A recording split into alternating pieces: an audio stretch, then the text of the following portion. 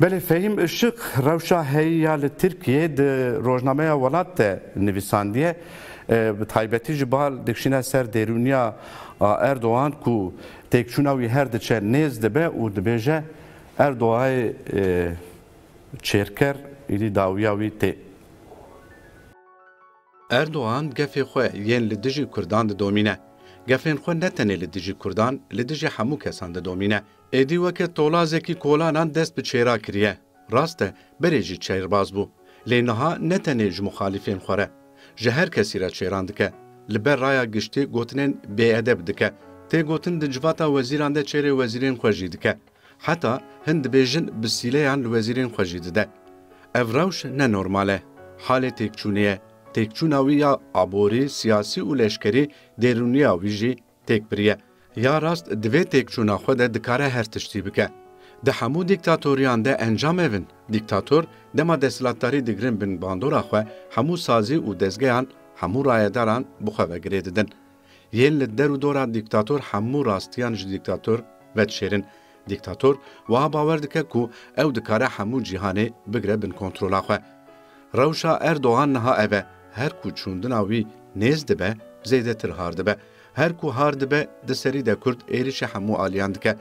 di vê rewşê de ya balkêş êrişa wî ya li dijî Kurda ye nijadperestiya li Tirkiye bêqudûmiya muxalefeta Tirk destê Erdogan xurt dike Erdogan her wiha dizane ku tenê dikare bi şerekî mezin hukma xwe biparêze rast e hin aliyên muxalefeta Tirk bi taybet CHP ji vê yekiya hayîdar e piştgiriya êrişên li dijî Rojavayê Kurdistanê dike lê naxwaze ev yek bi destê Erdogan pêk were ji ber vê yekê jî dijberiya êrişan nake dijberiya êrişên bi destê Erdogan dike ev siyaseta CHP siyaseta aqlê dewletê ye aqlê dewletê di vî warî de dest pê kiriye agahiyan jî dide CHP di mesela Sedatê de û bi gelek meseleyên din de agahî ji nava bürokrasiya leşkerî û siyasî derdikevin CHP jî van agahiyan kitte bi kitte dixebitîne ev jî yek ji sedemên têkçûna Erdogan e lê sedema têkçûnê ya herî mezin berxwedana Kurda ye piştî ku Erdogan di sala 2015 de careke din dest bi siyaseta şer kir Kurd jî biryara berxwedanê dan belê berdêlek giran derket holê lê Kurd serî netewandin pêşî li serketina dîktatoriya take kesî girtin dîktatorî hin herêmên Başûr û Rojavayê Kurdistanê dagir kir lê belê bi ser neket çimkî Kurd serî netewandin berxwedan û şerê xwe yê li hemberî dagirkeriyê bi tundî meşandin